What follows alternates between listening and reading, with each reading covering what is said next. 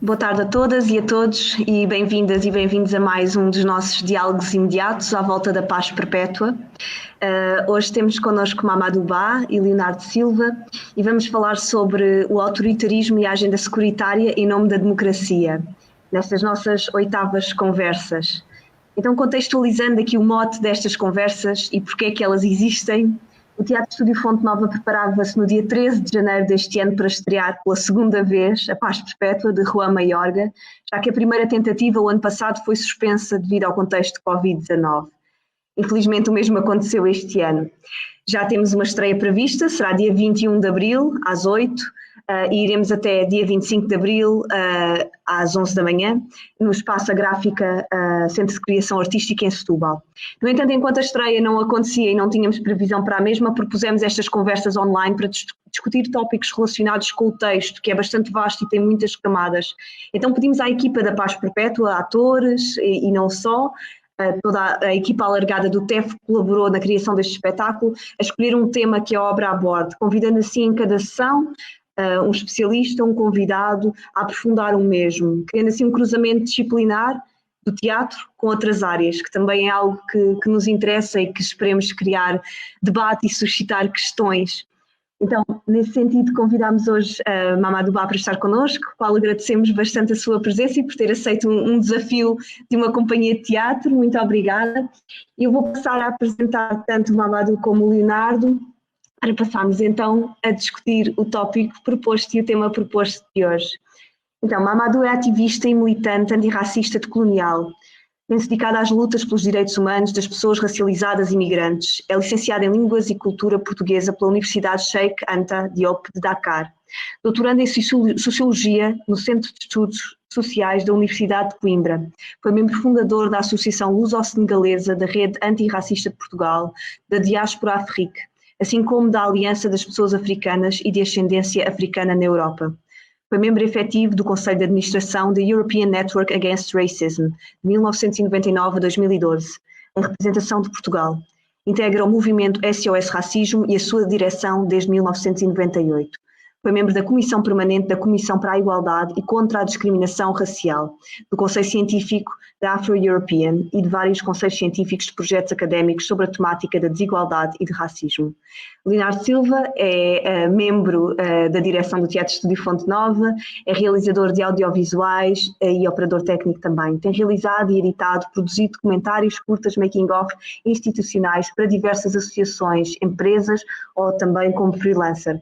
Realizou vídeos de espetáculos e promocionais para companhias de teatro. Trabalhou em produção, em comunicação e em eventos, os mais variados, desde o nosso Festival Internacional de Teatro de Setúbal, como a Risarte, Março Mulher, 100 anos da CUF, concertos, tertúlias, exposições ou livros. Foi júri no Festroy em 2014 e subdiretor do Sul, Jornal Cultural e Debates. Foi também programador cultural da Prima Fólia, associação em Setúbal.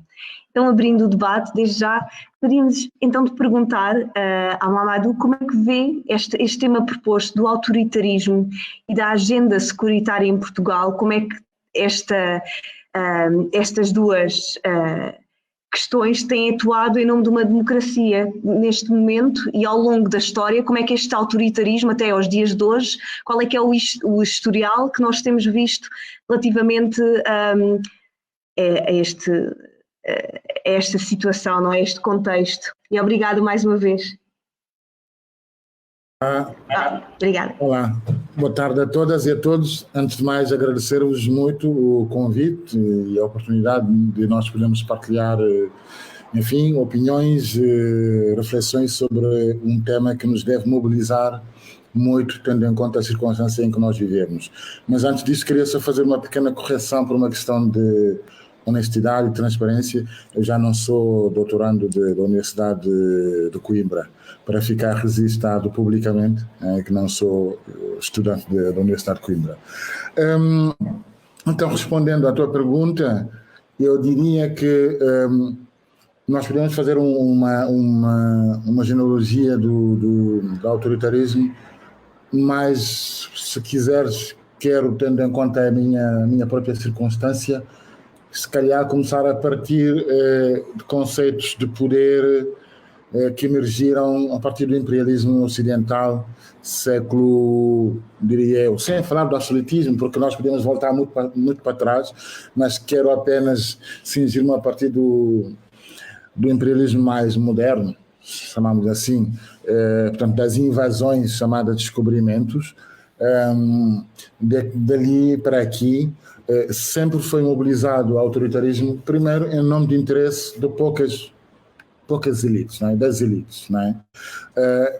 E tanto a escravatura como o colonialismo, como depois o neocolonialismo e depois os regimes fascistas, não é?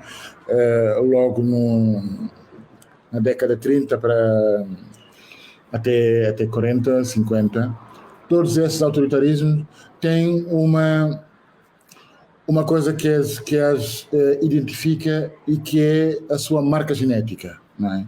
Que estão ao serviço de interesses capitalistas,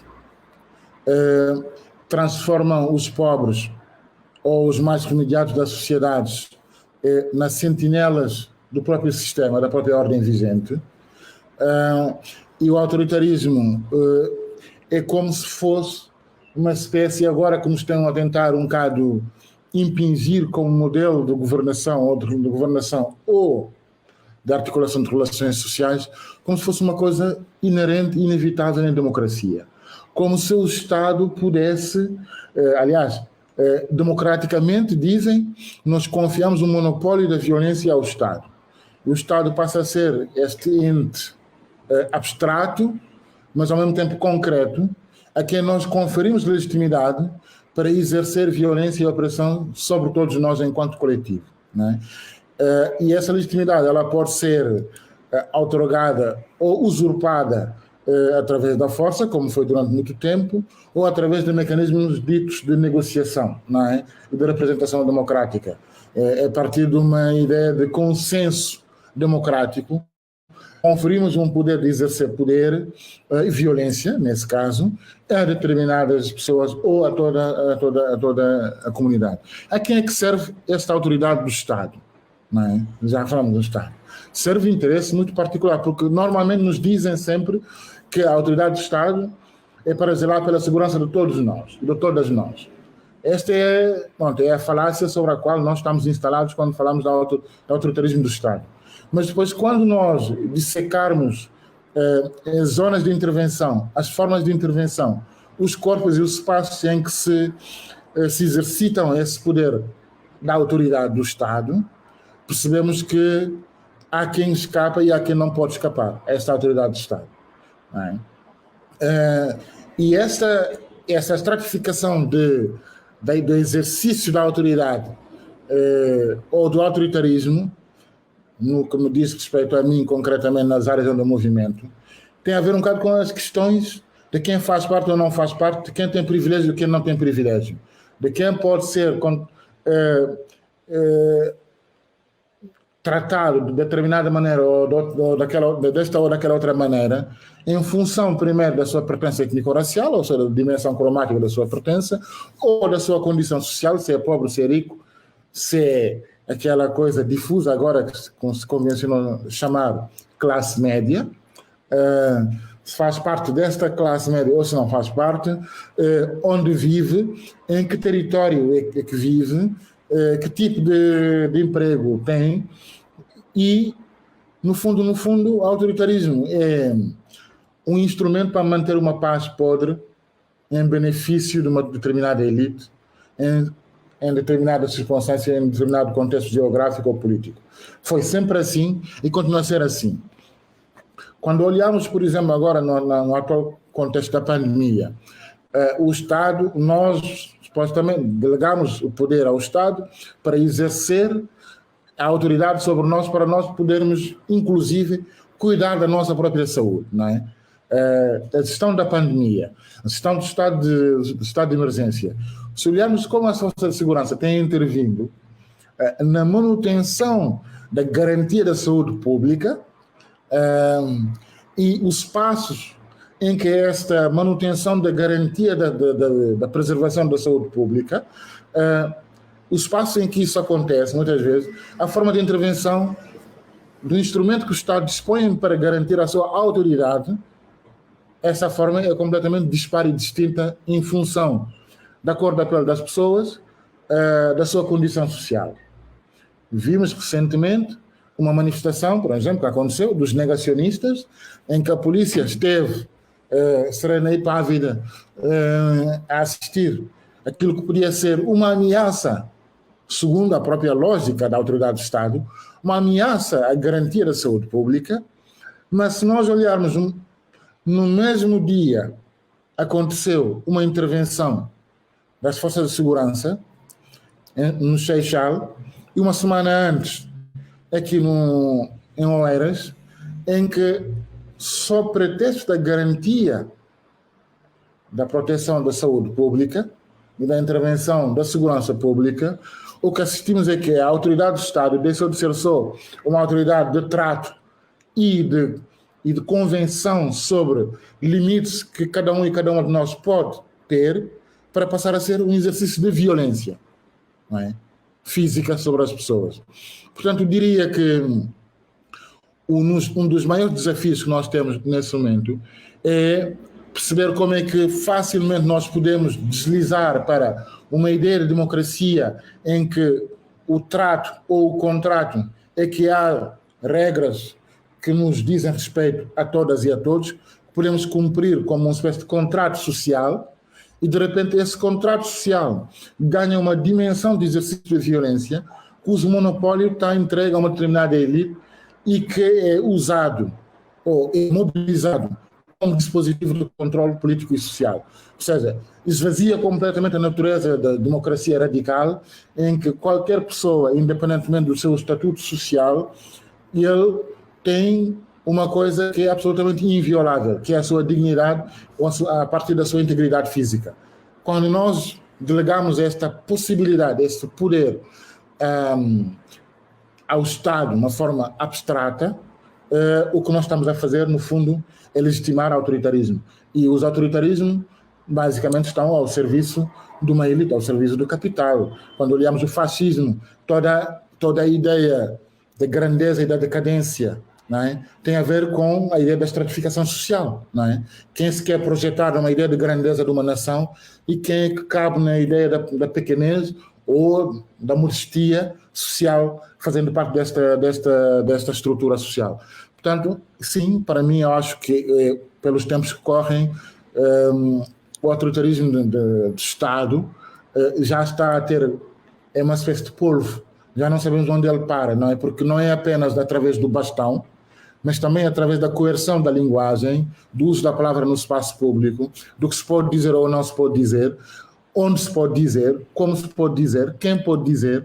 Tudo isso consubstancia uma espécie de autoritarismo mais difuso, que está ao serviço de uma elite contra aqueles e aquelas que não têm o poder de lhe fazer frente, muitas vezes.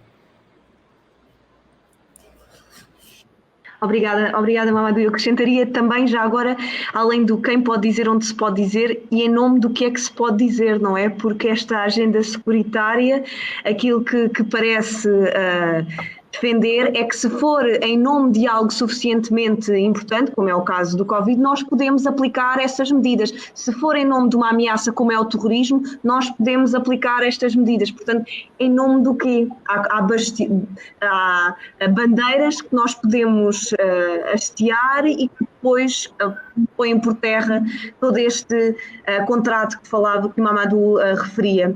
Então, passaria agora ao Leonardo para nos explicar também qual é que é o fundo da proposta, quais é que foram as inquietações, digamos assim, relativamente a propor este tema, e qual é que é a ligação também com o texto da Paz Perpétua do João Maiorga, que efetivamente trata sobre esta questão de 3 cães que lutam por um lugar para detectar, para ser o cão escolhido, o cão de elite, mais uma vez aqui a elite ao barulho, para detectar terroristas, para ser o cão que detectará dentro desta competição o cão escolhido. Obrigada, Leonardo.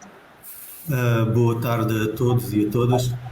Bem, em primeiro lugar, o texto, na primeira leitura, suscita-nos um manancial de assuntos muito relacionados com questões de liberdade, mas mais no sentido da liberdade de podermos agir, ou até que ponto é que nós poderemos levar a nossa liberdade e até que ponto é que nos deixam ser livres para pensar. Entre outras questões, o texto levanta-nos várias questões, daí a multiplicidade de temas que os elementos da equipa têm levantado relativamente ao texto.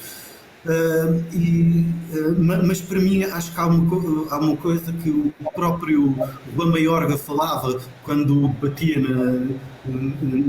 nestas conversas, na primeira com a Luísa, e que já mandava assaltar o pensamento há algum tempo, que é o Mayorga não está a trazer nenhumas ideias novas, ele faz-nos refletir sobre várias. Mas depois nós começamos no texto a perceber a catadupla das várias temáticas que o texto nos traz, e eu, perspectiva pessoal, e que a certa altura comecei a identificar naquilo que a conversa do Mayorga com a Luísa Monteiro nos trazia, que é o Mayorga, sem nos apontar caminhos, leva-nos a um imaginário para questionar o próprio sistema em que nos vivemos e que nos permite que existam todos estes sistemas e ferramentas de opressão. Daí eu ter lançado o tema do autoritarismo e a agenda securitária em nome da democracia. Por algumas razões, algumas delas o Mamadou já falou delas. A pandemia, lembrarmos de estados de emergência atrás de estados de emergência, de exceções atrás de exceções, e recordo-me que uma das coisas tão óbvias inicialmente era porque é que o direito à greve no estado de emergência em Portugal estava a ser suprimido. Depois lembrarmos que em plena pandemia em Itália, o garante dos trabalhadores e até de uma melhor resposta sanitária à questão da crise do Covid foi a greve. E foi a resposta dos trabalhadores e as greves dos trabalhadores. E em Portugal, nós, através deste estado de emergência, conseguiu-se ir criando estas exceções. Tal como o caso que o Mamadou falava ainda há pouco da questão da manifestação dos negacionistas, é lembrar que a forma de resposta que o Estado tem perante várias situações, e a forma como teve agora durante a pandemia, como é que agiu perante os hospitais privados que se recusavam a atender pacientes com Covid, e lembrarmos aqui em Setúbal a vergonha que foi perante a greve dos estivadores, em que houve requisição civil, houve direito a fura-greves, intervenção policial, quando os trabalhadores, tudo indica que mesmo legalmente tinham toda a razão do seu lado.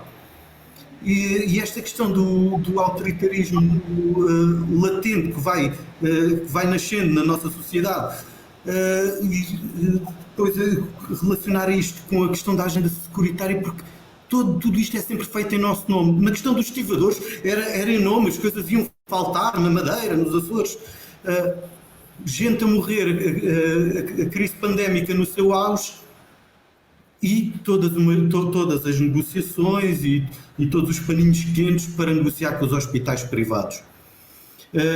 O Mamadou falava da questão da paz podre, e remetendo ao texto, eu só me recordo, porque o texto chama-se A Paz Perpétua, que o Mayorga vai buscar a paz perpétua ao Kant, e há uma passagem no texto, e o próprio Kant diz que a paz perpétua só mesmo no cemitério.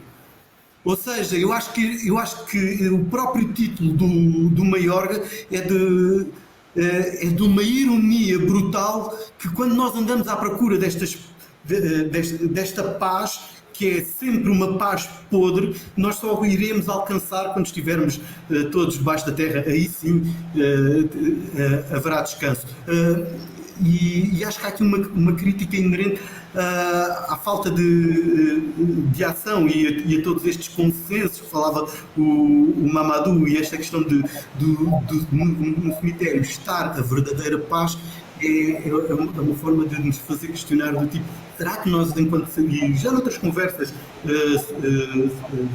surgiu, noutras conversas aqui à volta da paz perpétua, surgiu também esta questão de será que o Maiorga está-nos a falar de termos uma paz, ou de nós negarmos esta paz perpétua, que é a morte de todas as ideias, a morte da participação, a morte da ação, a morte do pensamento.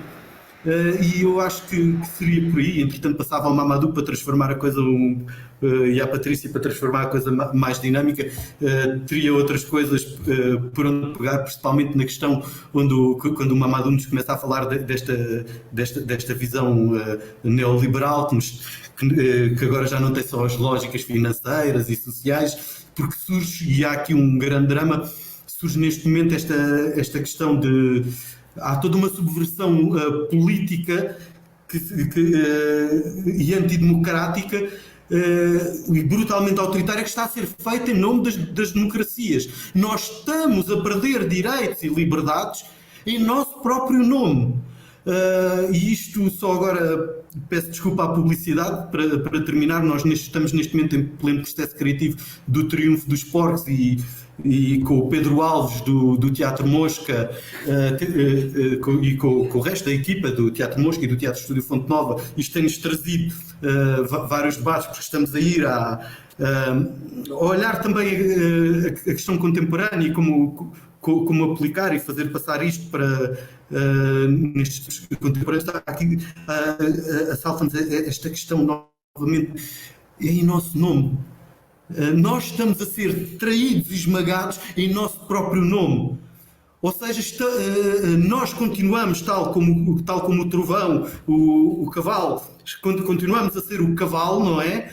O que é que nós vamos fazer? Continuaremos a trabalhar, e a oligarquia, em nosso próprio nome, e da revolução ou dos ideais de liberdade em que nós acreditamos, continua a preparar-se para nos vender, para fazer de nós cola de sapato. E passarei por aí. E fica o convite, porque não só para a paz perpétua, que será agora no final de abril, mas também para o Triunfo dos Porcos, que vai estrear, a Patrícia o dirá. 6 de maio. 6 de maio no Cacém. No Cacém, sim. Obrigada, Leonardo. Passamos então ao Mamadou. Eu queria só dar aqui uma chega também relativamente àquilo que tu estás a dizer. Queria fazer aqui uma pequenina... espero não ser muito longa, citação de um artigo de uma professora e escritora brasileira, a Marilena Chauí, que escreveu um artigo sobre democracia e sociedade autoritária e, pronto, com o subtítulo de Há no Brasil um mito poderoso da não violência que oculta o autoritarismo social. E a verdade, aquilo que tu estás a dizer é que nós, por séculos de domínio e depois por décadas de ditadura, legitimamos também este autoritarismo. Para nós, acho que nos é normal. E há aqui várias escalas de autoritarismo. Então passo a citar um bocadinho só para mais uma chega, e também quem quiser fazer comentários, quem quiser fazer perguntas é bem-vindo. Então ela diz o seguinte: conservando as marcas da sociedade colonial escravista, a sociedade é marcada pelo predomínio de espaço privado sobre o público. E tendo o centro na hierarquia familiar, é fortemente hierarquizada em todos os seus aspectos. Nela, as relações sociais e intersubjetivas são sempre realizadas como relação entre um superior que manda e um inferior que obedece. As diferenças e assimetrias são sempre transformadas em desigualdades que reforçam a relação de mando e obediência. Micropoderes capilarizam toda a sociedade, de sorte que o autoritarismo e na família se espraia para a escola, relações amorosas, o trabalho, os mídias, o comportamento social nas ruas, o tratamento dado aos cidadãos, a burocracia estatal, e vem exprimir-se, por exemplo, no desprezo do mercado pelos direitos do consumidor e na naturalidade da violência policial. O autoritarismo está de tal forma interiorizado nos corações e mentes de que ouvimos com naturalidade a pergunta: sabe com quem é que está a falar? Sem nos espantarmos que isso seja um modo fundamental de estabelecer a relação social hierárquica. Da mesma maneira, alguém usar a frase um negro de alma branca e não ser considerado racista. Pode referir-se aos serviçais domésticos com a frase uma empregada ótima conhece o seu lugar e considerar-se isento de preconceito de classe. Pode referir-se a um assalariado com a frase um empregado de toda a confiança porque nunca rouba e considerar que não existe luta de classes e que dela não participa. Pode dizer uma mulher perfeita, pois não ocupou o lugar da indignidade de trabalhar fora e não ser considerado machista. Pronto, gostaria também de acrescentar aqui estes diferentes níveis de autoritarismo na sociedade e passo de novo a Mamadou. Obrigada. Nada. Que veio então a propósito este enquadramento. E no âmbito do estado de emergência, da sua gestão, a autoridade que é empregue para gerir o estado de emergência, é bom lembrar que, por exemplo, nós estamos agora banalizamos o estado de emergência, mas já há países que já tentaram inaugurar isso e o estado de emergência passa a configurar e a alargar a possibilidade de estado de exceção jurídica, não é? Que é uma forma muito subtil que o autoritarismo tende a inventar, de se robustecer, porque os momentos podem justificar uma exceção na aplicação e na intervenção. Então, o estado de emergência passa a ser um estado de exceção e o estado de exceção passa a ser quase um estado permanente, não é? Ou seja, nós vamos sempre descer assim, uma espécie de graduação, estado de emergência, estado de exceção. O estado de exceção passa a ser um estado permanente. E por quê? Porque o autoritarismo tem uma coisa, sobretudo em sociedades em que o fascismo deixou lastros, que é a necessidade de inventar um inimigo. Não. Um inimigo à ordem vigente, um inimigo à paz social.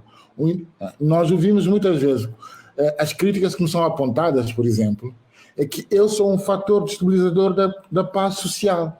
O meu posicionamento, não é uma ameaça à paz social, ou seja, à ordem racial, se quisermos. Se eu quiser ser bruto, é o que eu represento, ou o que o antiracismo representa, é uma ameaça à ordem racial, não é? E então, o que é preciso? É preciso tornar permanente a ordem racial para que ela não seja posta em causa, não é? É preciso tornar permanente a ordem capitalista para ela não ser posta em causa. E tudo isso em nome do interesse comum, dizem eles, em nome da democracia, porque é sempre em nome da democracia que se criam espaços para manter uma ideia de desejo de fascismo, não é? Há um permanente desejo de fascismo a partir desta articulação entre paz social, consenso social, e quando nos dizem cuidado com as polarizações, cuidado com as trincheiras, não é? Na verdade, o que estão a fazer é dizer-nos não toquem nos nossos polos, não entrem, não ocupem as nossas trincheiras, não é? Porque se tocarmos nos seus polos e ocuparmos as suas trincheiras, derrotamos a ordem vigente, não é? E um dos problemas do autoritarismo é precisamente esse.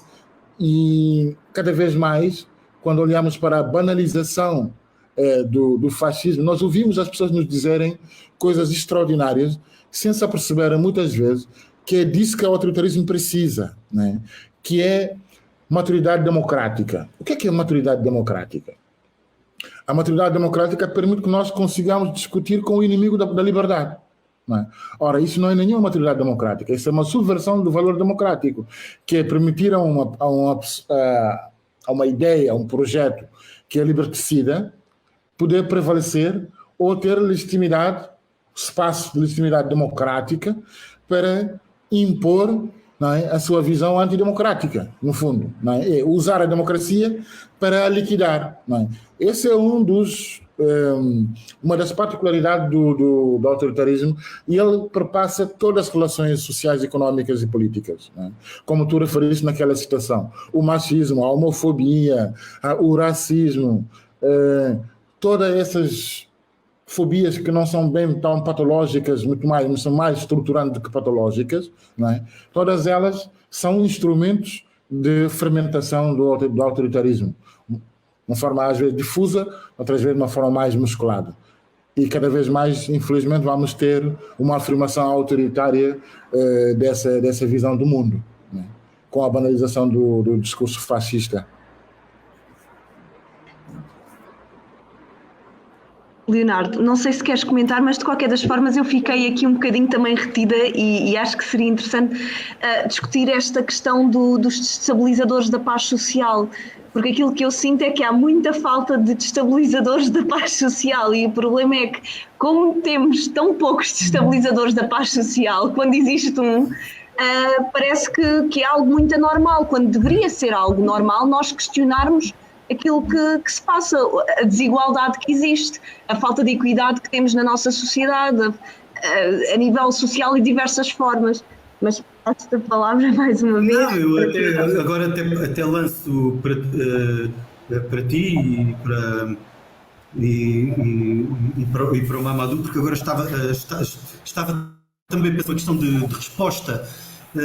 E da forma, sempre que existe alguém contra o pensamento e a linha dominante, passa a ser como neste caso, temos o inimigo público número 1 da Grunholândia, o Mamadou, que é só uma razão de orgulho, que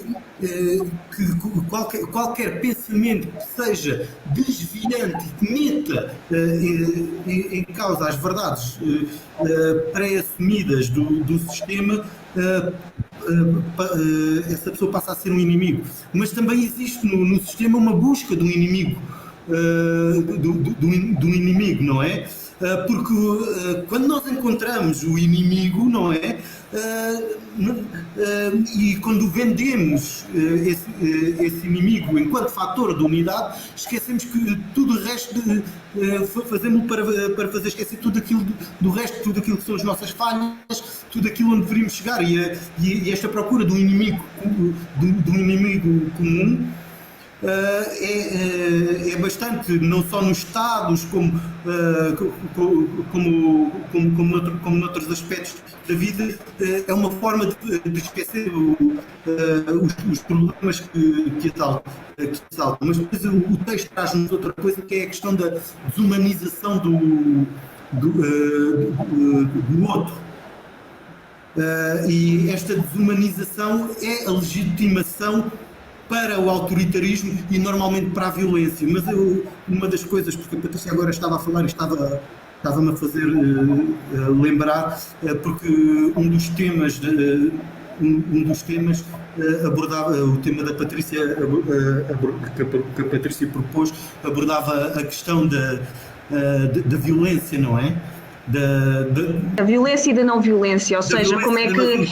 E como foi o convidado foi o Peter Gelderloos, que tem um livro que se chama Como é que a não violência protege o Estado.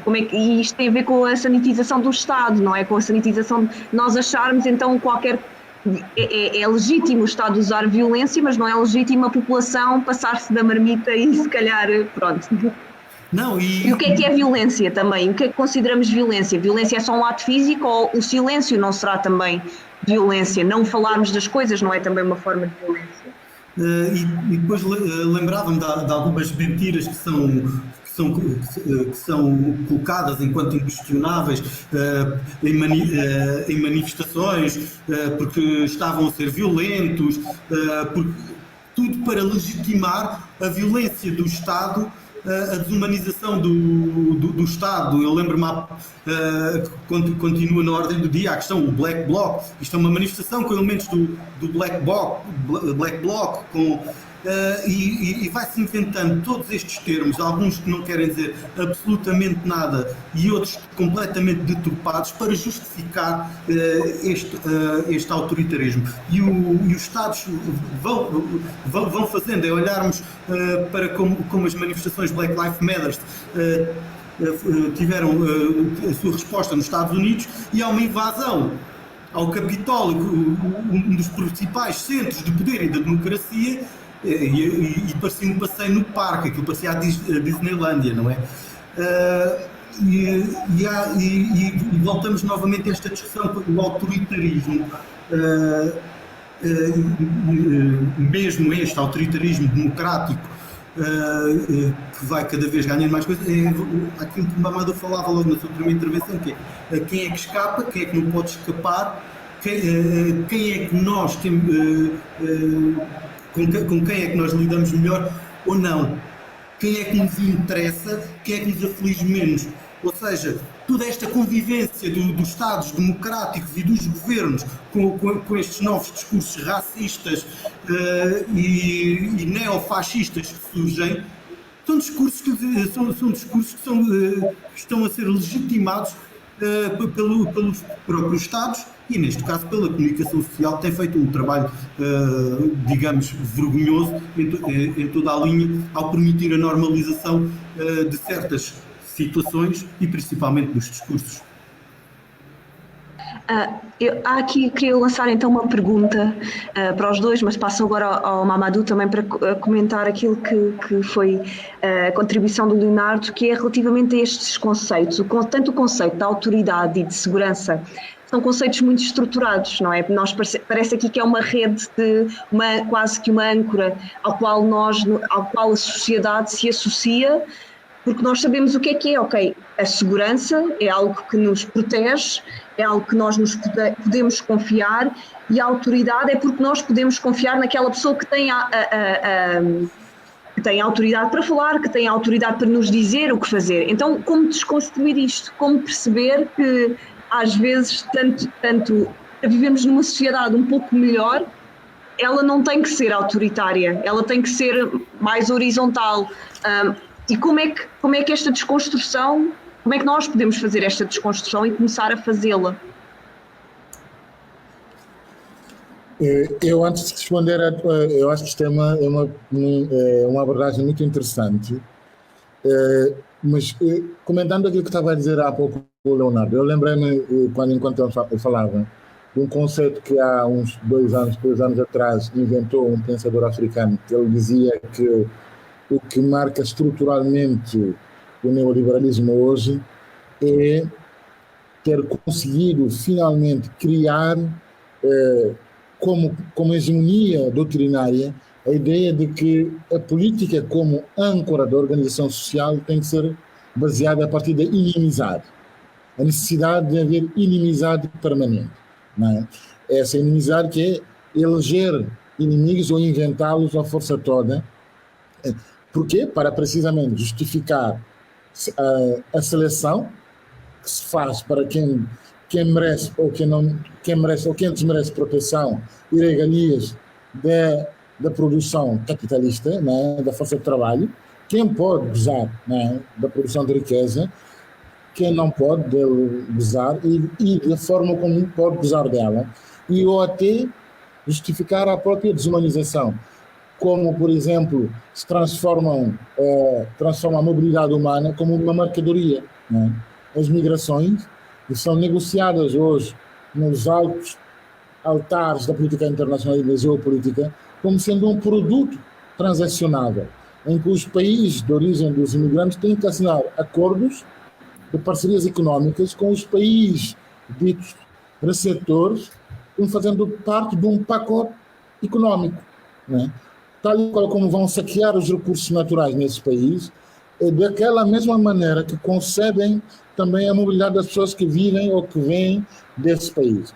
Isto é o grau mais sofisticado, depois da escravatura, de desumanização, e que, por sua vez, pode explicar a própria política da morte. Não? Quando olhamos o que aconteceu com o Elior Homem-Nuke no aeroporto de Lisboa, não? É consequência desta ideologia, né, da política da morte, da inimizade. Uma pessoa chega da Ucrânia para o nosso país à procura de trabalho, é espancado até a morte porque é visto como um inimigo e é naturalizado como tal. Né? E a própria reação da própria estrutura do Estado foi tentar esconder, né, o crime. Né? Os primeiros momentos, toda a estrutura do Estado se mobilizou para aniquilar a existência da possibilidade de ser conhecida a violência que aconteceu a partir do exercício da autoridade, mais uma vez. Né? Da autoridade, mais uma vez. E na base de um conceito que tu invocaste, da segurança. E então, eu sempre costumo dizer, nós não podemos ter nenhum medo. Eu já fui crucificado em praça pública para falar sobre isto, mas volto a dizê-lo outra vez. A autoridade do Estado, tal e qual como ela existe, ela não serve o povo, serve uma elite. Não é? E a única forma de desconstruir a ideia de que as relações sociais podem ser equitativas e assentar, sobretudo, na inviabilidade da integridade física, moral e ética das pessoas, é o conceito de responsabilidade coletiva.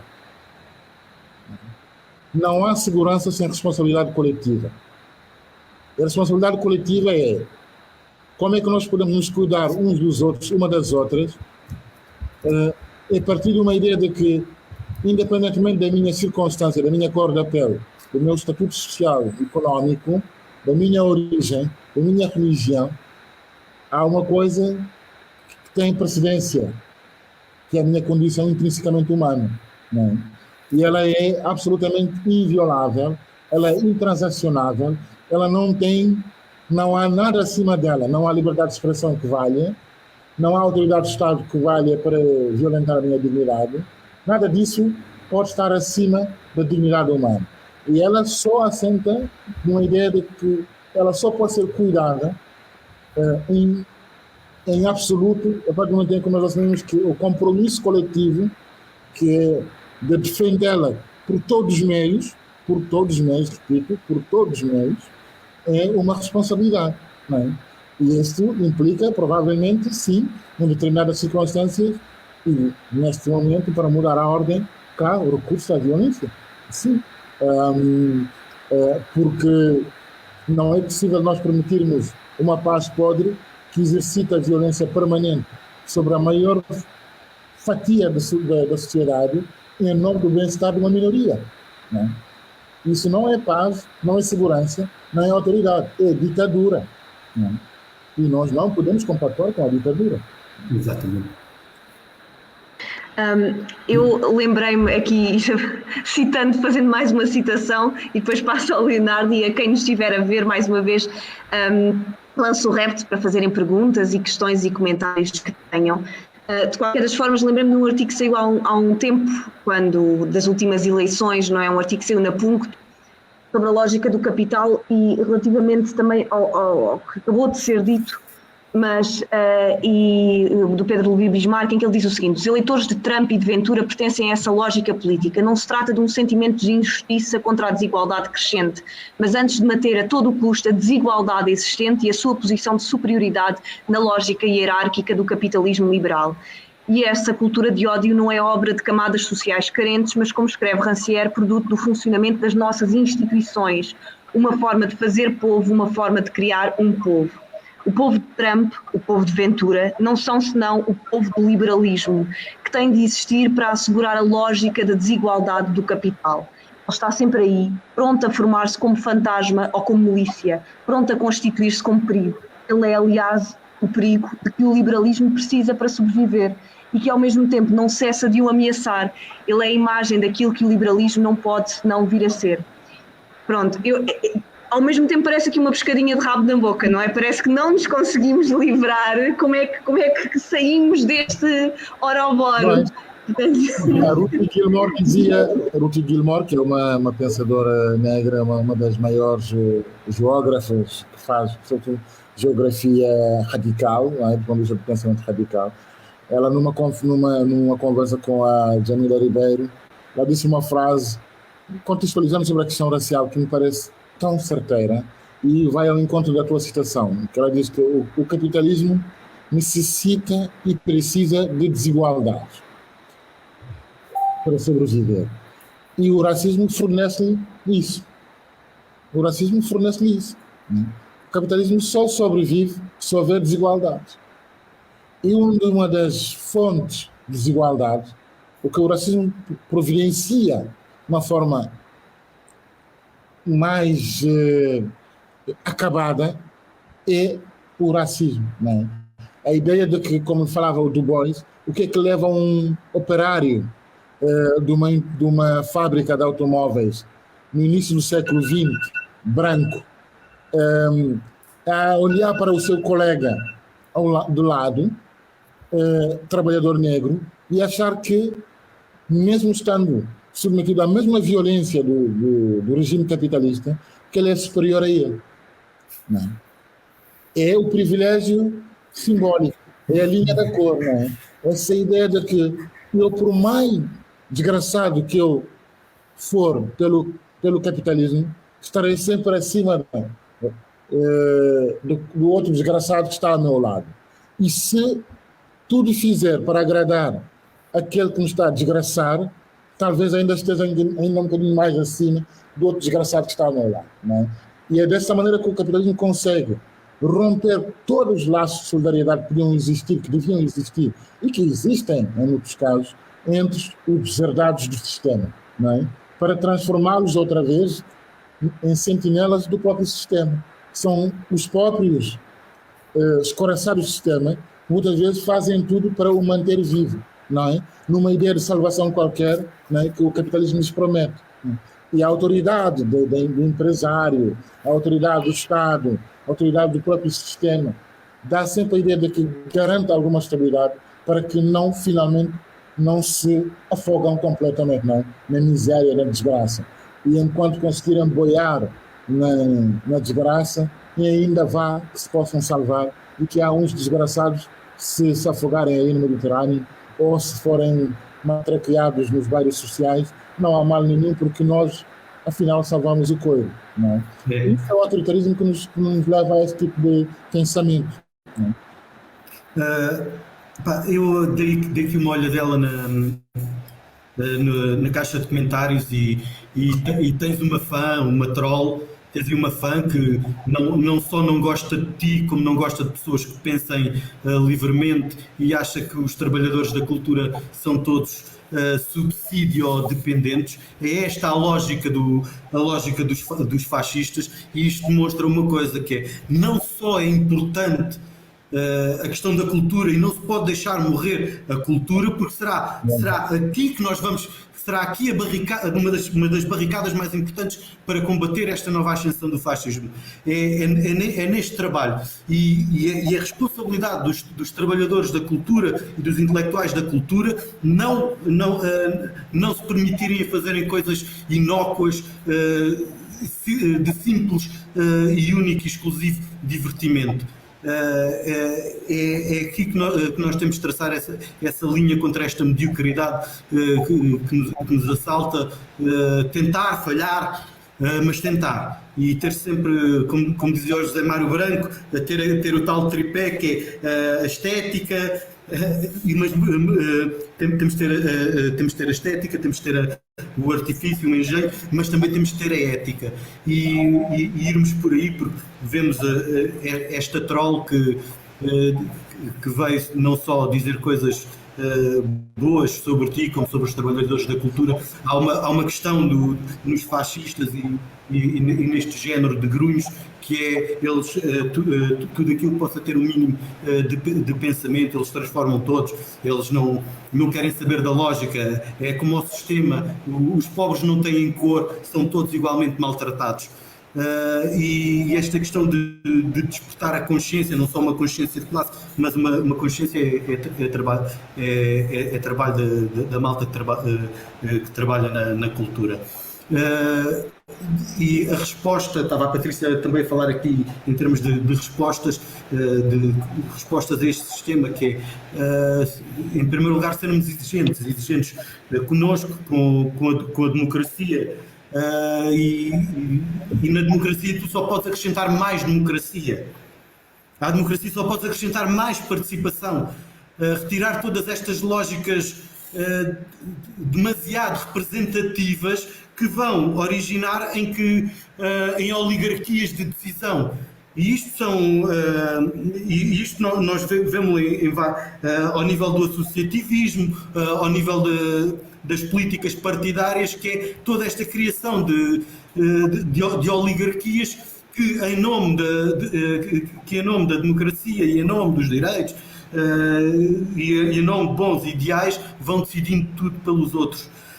Eu acho que a grande resposta ao autoritarismo é permitir que as pessoas decidam, que participem e que possam falar de plena voz. É um dos grandes pontos do nosso combate, que é ser realmente permitir que exista mesmo democracia participada, que não há. Irmos encontrar onde é que estão as falências desta democracia representativa e transformá-la a mais plural. Falta demasiada pluralidade em todos os espectros políticos, principalmente nos governativos ou nos dirigentes. E depois a outra questão, o outro lado da resposta, que é, sim, temos que ser violentos na resposta, temos que ser intransigentes em algumas respostas, não no sentido da violência física e cabal. Não quero ser mal interpretado, como tu foste quando citaste a questão do homem branco e apareceram É o problema grave de ignorância em Portugal, mas pronto, esse também é outro. Não, o drama da metáfora é horrível, as pessoas perceberem uma metáfora, isso vê-se a lógica por onde se rege. Mas se calhar, desculpem, se calhar também é porque tocou na ferida, mas pronto. É a lógica do espelho, que é a ideia de que a monstruosidade que nos trouxe até aqui pode ser que, não é, qual karma qualquer, e de repente, quem sabe, não é? E lá está, é assim que o fascismo se alimenta, que é a partir da ideia da repetição da história, não é? Uma repetição permanente da história. E eles acham que eles têm um monopólio de determinar como é que nós, não é? E como não são capazes de admitir que há subjetividade política intrínseca a cada povo e a cada sujeito político. Então é tudo uma ontologia, né, na cabeça deles, porque estão obcecados com o regresso do fascismo, esse desejo do fascismo que não lhes passa, e é por isso também que são os instrumentos ótimos, digamos assim, para os charlatões que têm vindo a aparecer na nossa praça pública, né? Não é por acaso que temos a situação que temos.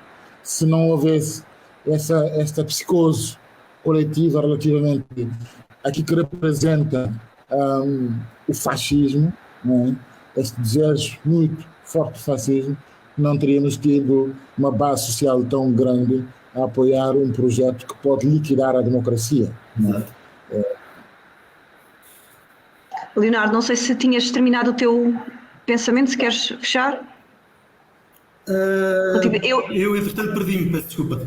Ok, eu ia só acrescentar aqui uma coisa, estamos quase a fechar, vamos dar aqui uns últimos momentos também para ideias finais, mas completando aquilo que estavam a dizer, e vem-me aqui algo também, surgiu-me algo que é, pronto, falámos já da questão da agenda securitária e do autoritarismo, e resta-nos, e falámos aqui um bocadinho no final sobre a questão da nossa democracia e dos problemas que a nossa democracia apresenta, e pensei aqui, e já se tocou um bocadinho nisto, mas que o problema da democracia é que a bitola de referência das referências não são marcadas pela desigualdade que ainda existe. Não apresentamos, nunca escondemos a desigualdade, escondemos a exclusão. Ou seja, a bitola não é aquilo que ainda falta fazer. A bitola é sempre o prestígio, o privilégio, mas nós criamos estas elites, mas esquecemos que temos, por exemplo, em Setúbal, bairros em que há meninos a irem para a primeira classe com os dentes todos podres, em que temos meninos que estão no segundo ano e têm 12 anos, e não nos questionamos porquê, e esquecemos inclusive que estes bairros existem, esquecemos inclusive que há pessoas que nunca vieram ao centro da cidade, que nunca viram o mar. Portanto, a mim, uma democracia saudável seria uma democracia em que houvesse mais equidade e que houvesse mais sentido de oportunidade, porque não, e este inimigo que estávamos a falar há bocadinho, esta criação, existe segurança destes inimigos também, que são os inimigos falaciosos. Que raio de inimigos são estes? São inimigos que já são excluídos de si. É uma ideia muito perversa, porque já estão fora, estão fora, e nós ainda os queremos criar mais fora. Portanto, para mim este é um dos grandes problemas neste momento, que é, não estamos a trabalhar, ou parece que não existe efetivamente. Vamos criar uns murais bonitos nos bairros, criamos uns projetos interessantes, mas que que inclusão, que integração para uma sociedade mais equitativa é que existe?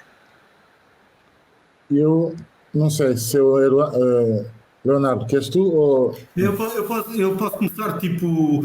Podem ser os dois. Posso começar a fechar. Então, olha, para fechar, agradecer-te, companheiro, tipo, por mais uma vez teres vindo estar aqui connosco, já tinhas estado antes connosco aqui no festival. Agradecer-te em nome do Teatro Estúdio Fonte Nova, teres participado aqui nestas conversas que tem tido gente que tem acrescentado muito para debatermos ideias. E relativamente ao tema, só dizer que esta nossa capacidade a capacidade que nós teremos para combater esta nova hegemonia em termos de pensamento que parece querer oprimir-nos e fazer tábua rasa de algumas das conquistas que nós tomávamos como adquiridas, eu acho que será nas pessoas que estão a trabalhar na cultura, mas não só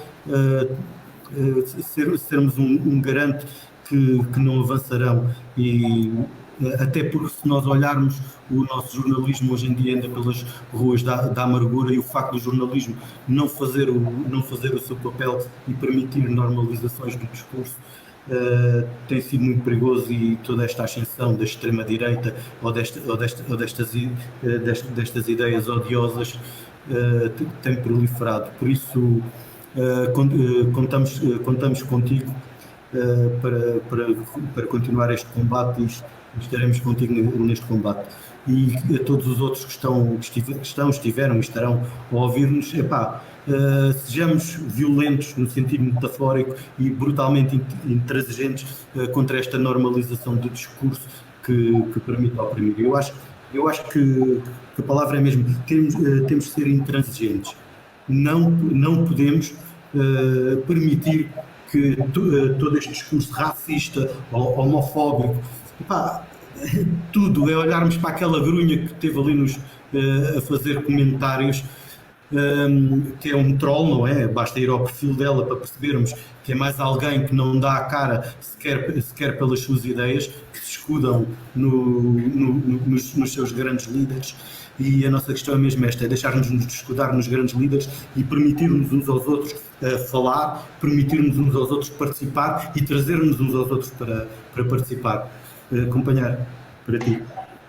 Mamadou, ia só acrescentar aqui uma pergunta ou um comentário para serem as respostas dadas as duas. A Carla Monteiro perguntou como pode explicar às pessoas que não devem ter medo da luta antirracista, que elas não vão perder os seus direitos ou a sua vida, mas que para os racializados é uma luta importante. Pronto, acrescentar aqui para o bolo ficar em conjunto. Obrigado. Eu também retribuo os agradecimentos, é sempre um gosto, um prazer estar aqui. Vou já começar pela pergunta antes de fazer os meus comentários finais. Eu compreendo, eu não digo nunca para as pessoas não terem medo. O medo é uma arma. O que não pode acontecer é não ficarem paralisados pelo medo. Nós não queremos ser mártires. O medo em si é um sentimento humano, mas é um sentimento de alerta. Nós temos que ter medo de amanhã não podermos comer, de não termos futuro. Quando temos medo de não ter futuro, temos que ter a coragem de ir combater, de lutar por esse futuro. E porque o medo não nos salva de nada. O fato de eu ter medo não faz com que eu deixe de ser discriminado. O fato de eu ter medo não faz com que eu consiga arranjar trabalho. Evidentemente que eu sei que não é fácil essa questão de dizer que as pessoas não têm que ter medo. Mas uma das estratégias do autoritarismo racista, de todos os autoritarismos, é criar uma ideia de que a democracia e a política têm coisas que são inevitáveis, uma lógica de inevitabilidade. Nada é inevitável, absoluto, porque está tudo nas nossas mãos. Tudo depende de opções e estratégias. Portanto, se quisermos, nós viemos de longe, e a prova que nada é inevitável é porque nós derrotamos o absolutismo, a ditadura, portanto, derrotaremos também o capitalismo, que não é nada inevitável. Portanto, eu acho que essa ideia da inevitabilidade é uma ideia paralisante, é uma ideia que se querem incutir como valor e não é um valor, é um entrave. Não é? Nós temos que nos mobilizar coletivamente para o bem comum. E há uma coisa, para isso acontecer, nós temos que sair da lógica da democracia formal apenas. A democracia tem que ser radical. E a radicalidade da democracia, ela assenta num princípio básico, que é o humanismo radical. Qualquer pessoa, independentemente da sua cor da pele, da sua condição, da sua orientação sexual, da sua pertença nacional, é uma pessoa. E enquanto tal, ela merece ser respeitada com dignidade.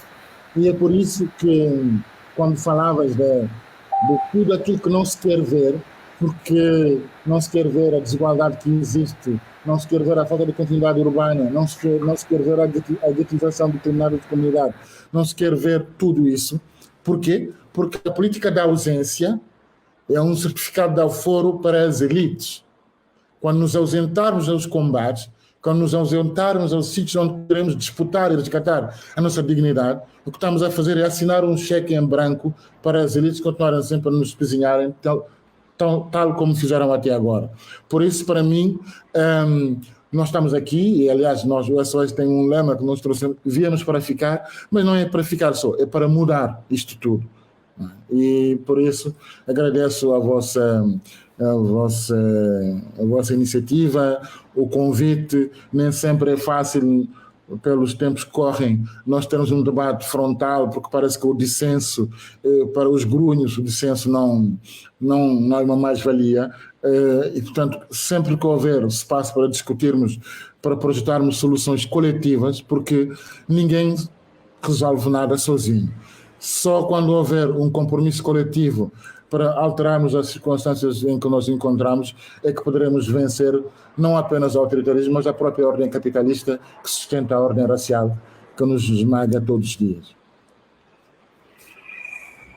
Muito obrigada Mamadou pela presença, pelas palavras, pela contribuição e pela contínua luta, e obrigada Leonardo também pela proposta de tema e pela proposta de também convidarmos o Mamadou, e que têm sido muito produtivas. Eu acho produtivas, talvez não será a melhor palavra dentro deste contexto, mas muito enriquecedoras, estes debates e estes diálogos, e acho que criarão aqui raízes em nós.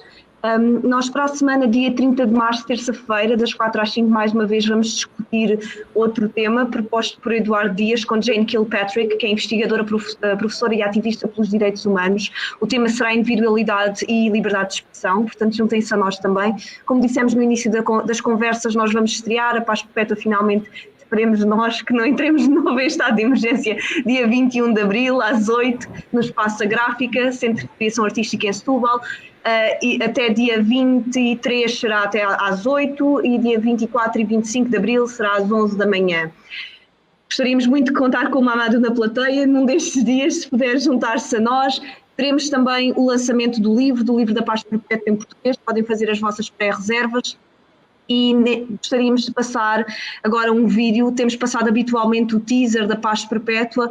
Hoje, com a presença do Mamadou, vamos passar outro vídeo que a equipa do Teatro Estúdio Fonte Nova lhe quer entregar e passar esta mensagem e deixar um agradecimento público. E esta mensagem também para todos, para o Mamadou, para a SOS Racismo e para todos os que nos estão a ver. Muito obrigada e até já.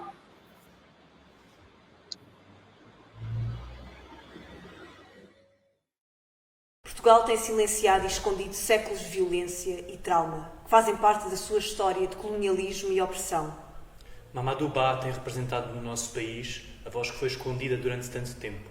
E infelizmente o racismo permanece. O Teatro Estúdio Fonte Nova quer agradecer toda a sua resistência, entrega e luta contínua. Continuaremos a repudiar e a lutar contra toda e qualquer manifestação de racismo, desigualdade e discriminação. Mamadou fica. Mamadou fica. Mamadou fica. Mamadou fica.